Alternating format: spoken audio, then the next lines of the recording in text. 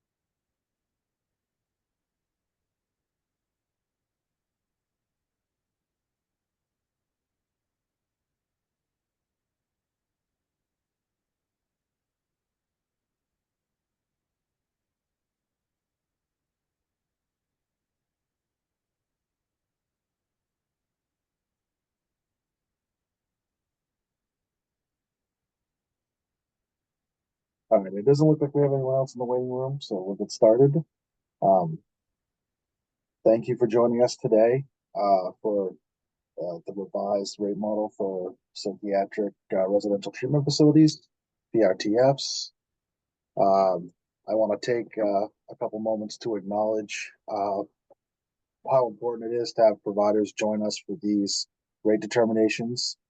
So it's very valuable for the department to get an understanding of services that are delivered and the struggles that might be faced when providing those services when it comes to informing, the rates the department develops and the services the department develops. So I'm very appreciative of you taking your time today to come and join us for this presentation. So thank you very much. Amanda, do you want to get the slides up? I sure will.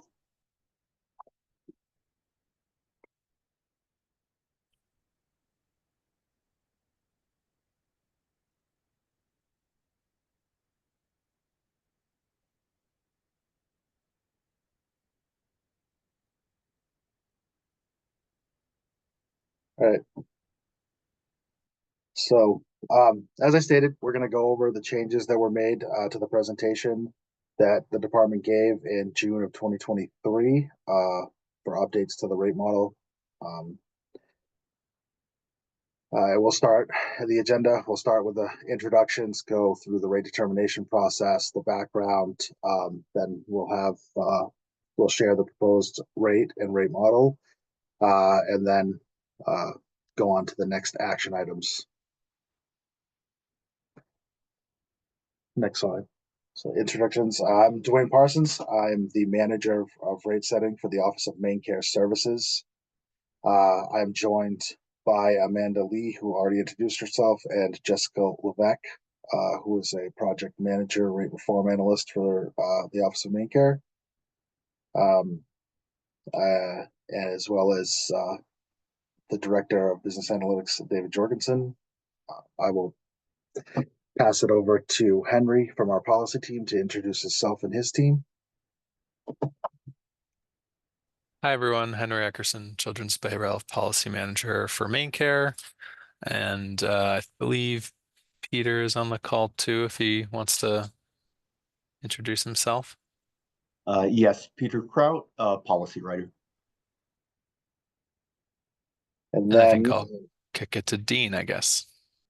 Thank you, Henry. Yeah, thank you. Good morning, everyone. Dean Bugai, the Associate Director for Children's Behavioral Health Services within the Office of Behavioral Health. So good to see you all. Thank you for being here this morning. All right. Amanda, we can move to the next slide.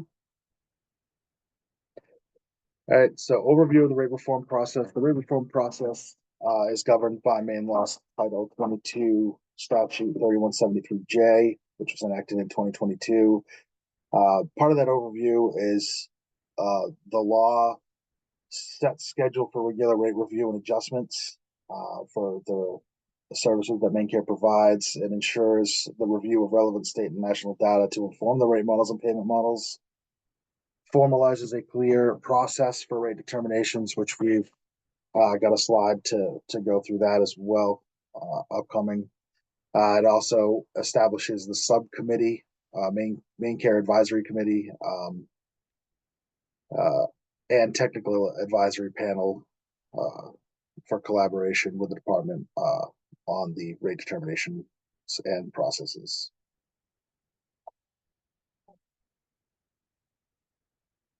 Currently, we've done the stakeholder kickoff. It's been a while for this study. So that was a few years ago. We've done the rate of moment. We're now in the second draft rate presentation. And then we'll move on to public comments and have additional information for action items at the end of the presentation as we move towards rate finalization and rule proposal and adoption. I am going to pass it over to Dean to go over the next couple of slides. Thank you, Dwayne. And some of this might be a recap for folks, so I'll try to take too much time on these slides. But just to level set a little bit, so psychiatric residential treatment facilities, or PRTFs, are CMS certified facilities under federal law under the 42 CFR 441 area. And so PRTFs, the facilities, they are non-hospital based inpatient service facilities, and they provide active treatment, intensive psychiatric monitoring, rehabilitation therapies, individual, group, family therapy, and have medical supervision 24/7. So if we can go to the next slide. As we think about, sort of our whole children's behavioral health system of care, we have, a range of services, and PRTF is considered, of the higher end, which is a higher restrictive, higher intensive, which also means they're more expensive, but also less children access them. And so while we like to, really try to do our best to support, children and families in those lower levels, of services in their homes and communities, we certainly recognize that in terms of the range of services, there may be times where, children will need inpatient psychiatric care that is not a hospital. And so we are looking and seeking to develop a psychiatric residential treatment facility to be able to meet that need. Next slide.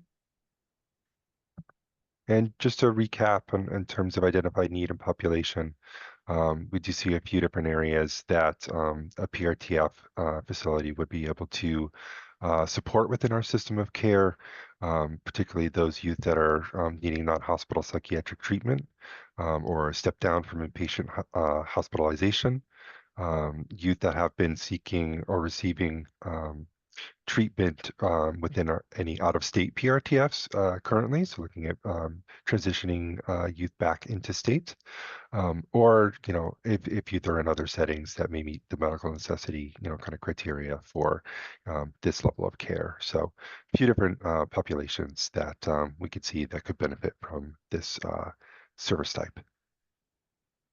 And I think with that, I will hand it back over to Dwayne. Thank you, Dean. So a high-level view of the changes that we have made since the last presentation. We have updated the wages to the most recent BLS data, which is May of 2023, and we've inflated that up to current, as we always do with our rate determinations. We removed productivity adjustments from a number of positions where it was not needed as far as the rate model was concerned. We did make a change to the crisis worker and ship supervisor positions, which I'll go over later in the presentation. We added on-call per diems to both the clinical and medical director. This was a previous comment that providers had made, and we've incorporated into the rate model. We've also added trauma-informed care training to the model, similar to the PNMI Appendix D services, to create more alignment in the service delivery through each of these stages. Occupancy percentage is another thing we adjusted, which was a item that was commented on from the previous presentation as well. We've dropped that from 92 to 80%. And the two last bullets here, we originally presented that we were going to do 8-bed units for facility size based on the model. We eliminated that requirement. We've also reduced the max facility size to 16 beds. Next slide. So the productivity adjustment changes, positions where the productivity adjustments were removed. We did move the full salary and benefits built into the model for positions that have that are built completely into model with their salary and benefits and don't require constant face-to-face interaction with the clients. We've removed some of the productivity adjustments that were originally presented. One of the productivity adjustments that was included was paid time off. That has been rolled into the benefit percentage for all positions in which need to be replaced when they're on vacation. And we can go to the next slide. This slide was presented last presentation and outlines the various ratios for staffing. I have notated with asterisks the changes that were made to the original presentation and that are being updated as part of this new rate model. The clinical director and the medical director are both being included to be paid their full wages in full at a 16-bed facility. Previously, it was 32 and 48 beds to get the full FTE reimbursement as part of the model, where we reduced the facility size to 16. We felt it was imperative to make sure the costs for those positions were covered in full. That also includes the administrator that is not on here. That position as well has been moved to be reimbursed on a 16-bed facility basis. The shift supervisor in crisis services, in the previous model, the crisis services staff member was on all 3 shifts, and the shift supervisor was only on the first and second. We have swapped that so that now that the shift supervisor is on all 3 shifts and the crisis services person is on the first and second shift. Next slide. Now we're going to get into the rate models. I've highlighted the changes that were made or impacts that were made to the positions and the elements of the rate models. All wages have been highlighted as we've updated everything from the BLS, and all benefits percentages we've rolled in time off, with exception of a couple positions. Because we moved that productivity adjustment for paid time off into the benefit percentage, we've removed it from the productivity adjustments, which is why those are highlighted in the slide. This outlines the direct care behavioral health wages and salary and productivity, as well as the ratios and the LCSW position. Next slide. And as you can see, the changes to these positions, which is the registered nurse, the CNA, and shift supervisor, have primarily been the wages and benefits. The one exception is a shift supervisor, where we've added them to the third shift and removed the crisis worker. Next slide. Here again, with the crisis worker position, it shows that we removed them from the third shift, changes to the wages and benefits. We do now get into the clinical director, administrator, and medical director positions. As you can see, all of them have been reduced to 16 children for max as far as the rate model goes. And you can also see the on-call per diem that has been included. The on-call per diem is reflective of what was included in the PNMI app D rate study.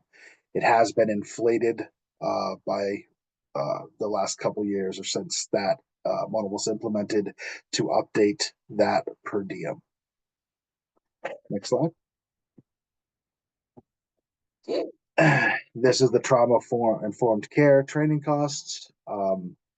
We took this from the AppD model and inserted it here. We did update the costs to reflect the changes that have been made in the last few years. We kept the same turnover rate of 30% when considering, the amount of training that has to be completed. We do allow for 2 individuals to be trained as trainers.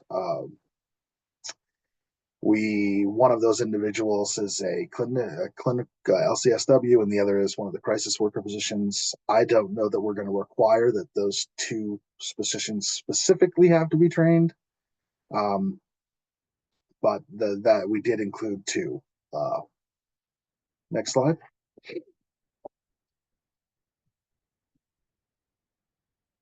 This shows the changes to the rate. As you can see, we have the direct care rate per day, $557, using the 80% occupancy rate, brings that to a $696.34. We have estimated that the room and board costs, which is the reimbursement of the capital and fixed costs, as well as the routine costs, to be between $250 and $350 per day. Which brings that total estimated rate to $946.34 to $1,046.34.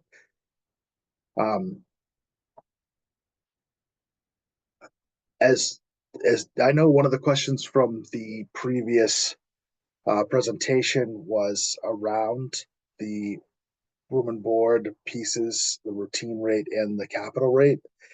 The requirement will be a cost report, pro forma cost report, to be submitted. Those rates will be established on a provider by provider basis to determine what that rate will be. Next slide. With out-of-state reimbursement, we have made a couple assumptions or outlines that are going into the rule regarding reimbursement to out-of-state facilities. Payments to the out-of-state PRTF facilities to participate in the main Medicaid program shall be based on the rate for comparable service established by the Medicaid agency in the state where the facility is located and accepting payment. If there is no Medicaid agency rate that exists in the provider state, the Medicaid agency rate and the provider state is not sufficient to cover cost, or the provider does not accept the rate, or participate in the state's Medicaid program, then the per diem rate shall be the lower of the out-of-state PRTF's usual and customary per diem, or the average of the per diem rate for in effect for in-state PRTFs at the time of the service. Services are first provided by the out-of-state PRTF, except that a higher per diem rate may be negotiated by the state for extraordinary or unusual circumstances on a case-by-case basis. Noted that negotiated per diem rates may not exceed the cost of the service provided by the PRTF. Next slide. We're presenting today, or have presented today, the updates to the model. Starting today through January 24th, we'll be accepting additional comments on the changes to the model, and those can be sent to the ratereform.oms@maine.gov site. Once the official comment period closes, the department will begin review of the comments and responses, with the hopes of getting those completed and posted to our rate reform website in the beginning of February. And I will pass it over to Amanda.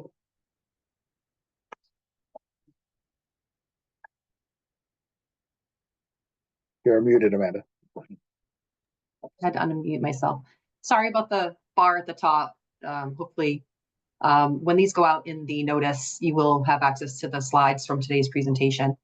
And then it'll also have today's recording, and then a reminder on how to submit comments.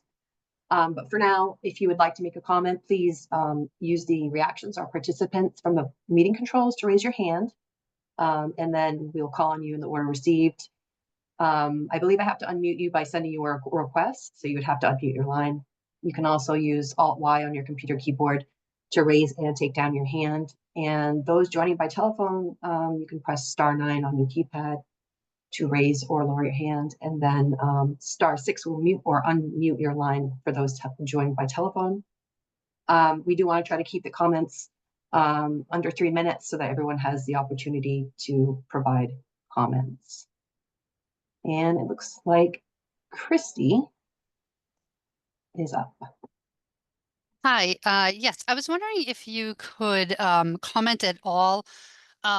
In the recent RFA that came out, there was some comments about certain populations with the PRTF, such as co-occurring disorder, problem sexualized behavior, and IDD, and autism, and whether there is some kind of a different rate for taking those specialized populations or not in the PRTF. And in addition to that, whether those populations would be within a PRTF that has just general mental health population, or whether they would be their own unit or not. We do not have multiple rates for different populations. With unit design, we are not making requirements. Like I said, we eliminated the restrictions for 8-bed units. It's going to be up to the provider how to design their facility in order to accommodate different units, with different specializations or anything like that. I do not have information on the RFA, and I will pass it over to Dean if he can provide any information in regards to that. Yeah, thanks, Dwayne. And unfortunately, I think I have to answer that because it is an active RFA and we're in the Q&A period and there are a number of questions that are responding. I'm kind of barred from being able to respond to anything specific to the RFA today. So I really apologize for that. I want to be able to answer, but we're going to be working on those questions that were submitted to the Q&A. And so I would say just keep an eye out for that.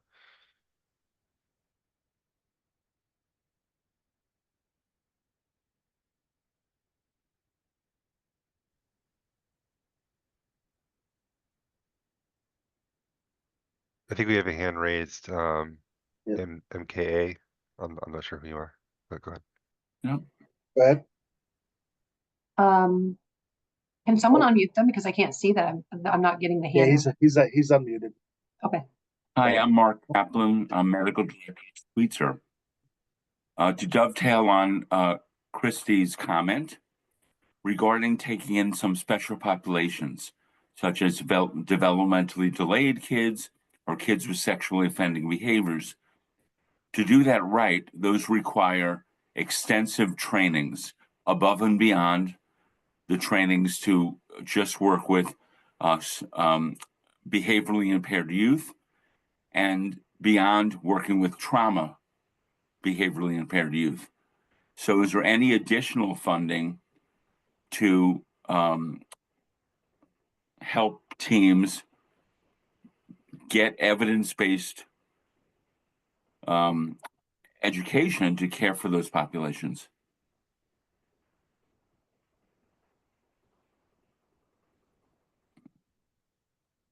So we don't have any additional funding sources that we would pull for additional trainings. I think that would be helpful, if you would, submit a written comment as part of the process and for us to review and create a formal response. I know in our current policy, there is BCBA services, for the IDD population. Those rates are not included, as part of this, this rate determination for the facility, daily rate.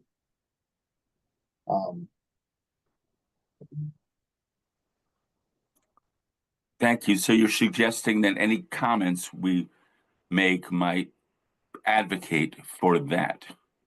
Yes, comments, if that's a concern, to try to potentially address in the rate model, then yes, a written comment, would be good for us to be able to have some more time to, review the cost of those trainings and, see whether or not that is something we can fit in potentially in other areas like routine costs.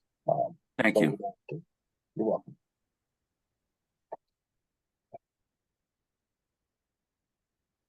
I will also just note that on the IDD front, the department is also currently sponsoring START training. And so that may also be, an opportunity for a prospective, applicant to receive additional training support to support youth with IDD.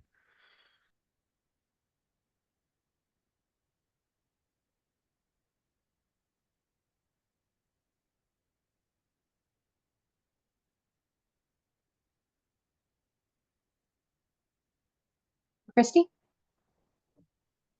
I was just wondering if you could clarify at all whether the PRTF will be eligible for temporary high-intensity staffing and whether that rate will look the same as the current PNMI rate and crisis stabilization units, or whether there will be a different rate for that?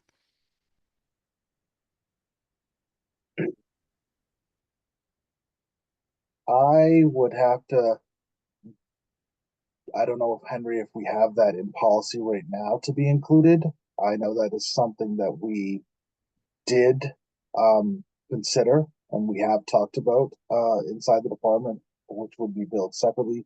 The rate model is rich with staffing. The 1-to-4 ratio plus the crisis workers plus we kind of designed it that way to have, staff there and available to actually, address those situations.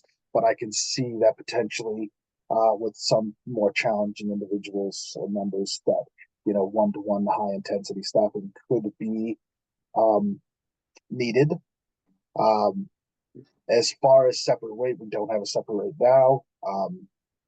And that is, a service that we're looking at and have been paying attention to. Ideally, I think we'd like to roll out, a change to fix that, reimbursement rate for all providers. Upstaffing right now is not contemplated in the Section 107 PRTF policy. So I think it is something the department will have to take back. John? Yes, thank you. And thank you for this. It seems like you've really listened to providers and have incorporated our initial round of questions into the model. My question is for Dwayne. Is there an existing rate setting document that we can use to plug in our fixed costs to see maybe what that room and board rate might look like? I believe I'd have to look. So that document that we typically use for, the pro formas is usually the, template that the cost report will have to be submitted to the Department of Audit. I believe there is a document on their website for Okay. PRTFs, even though we don't have any currently functioning inside the state of Maine.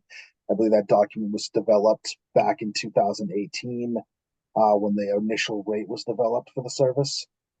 That would be what we would expect, to have filled out for us to determine what the room and board cost would look like. Okay, great. Thank you.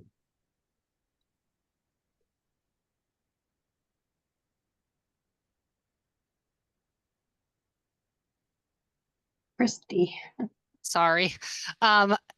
Is there any additional information at the in 2023 there was some information included about the DOE and the special purpose schools, and I think some ratio information. Is there any updated information there, or is that still the same with the how the education piece is going to kind of come together with the PRTF?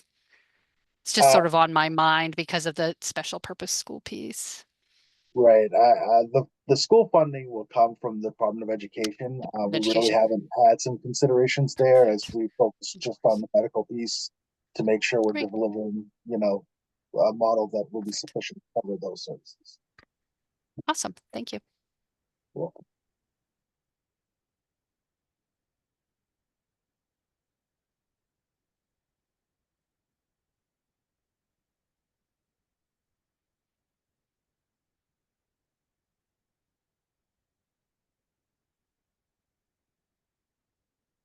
Wayne, just a follow-up question for clarification, for the group. As far as the medical, direct care, kind of staffing, there is the rate model built in, during the, daytime hours, correct? So during like school day hours. And so there is that, general kind of, staffing, pattern kind of built in to be able to support behaviorally, within, this model. I think one of the challenges that was, kind of raised previously with the, previous design was that with the, kind of 1-to-2, kind of staffing ratio, there would just end up with being like way too many, staff in a classroom, right? And so, one of the things we really heard on that, it's reducing that ratio to be able to, kind of support, so there wouldn't be hopefully too many people, kind of milling about, during the classroom, kind of daytime. But, there are staff, built into the model to be able to support for those behavior needs. And then obviously any education costs would be covered by the Department of Education. Mark? Yes, I apologize if this has been asked and answered in previous meetings, but for reference to the program, what evidence-based tool will be used to differentiate children being referred to this program versus staff-intensive programs and versus crisis? Because since we don't have a program like this yet, we get high-intensity referrals to the other programs. Yeah. Dean, is that a question you can answer? Yeah, I think so. So within the policy and there is a fairly scripted clinical certification of need process, and that's, kind of federally required, for, youth that are entering this level of care. So I think, regardless of the specific instrument that might be used to help level, there is a process that would need to happen, to be able to determine youth eligible for a PRTF that is different from, the other, levels. So while we could certainly, leverage, the locus suite, of instruments that are currently used for, level of care, which I think would certainly work within, because you can level youth at the highest level and kind of on through, in terms of just range of need. There is still that clinical certification of need process that would help also determine eligibility, that would need to be followed. So I think that would kind of help differentiate between, who is appropriate for PRTF versus maybe some of these other levels as well.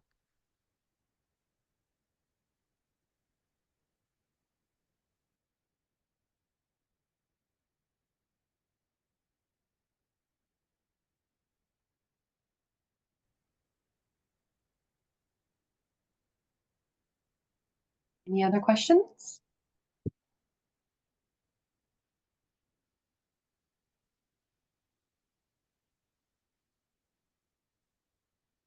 We'll stay on and give it a couple minutes in case one does come up, but otherwise we can give you 50 minutes back. Right. And as we said earlier, there, the comments, written comments can be submitted to our rate reform email. I put it in the chat. It'll also go out in the notice that should go out by the end of today. And I'm going to throw up our rate reform website link in the chat as well. That's where everything will be posted.